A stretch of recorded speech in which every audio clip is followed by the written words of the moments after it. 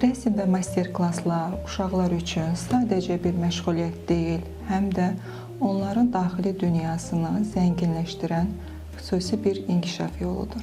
Bu dərslər uşaqlara özlərini sərbəst şəkildə ifadə etməyə, xəyallarını gerçəyə çevirməyə və yaradıcı düşünməyə geniş imkan yaradır.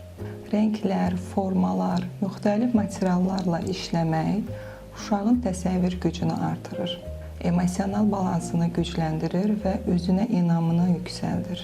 Nəticə olaraq demək istəyirəm ki, rəsm və master-klasslar uşaqların inkişafı üçün yalnız faydalı deyil, bəlkə də zəruri olan bir prosesdir.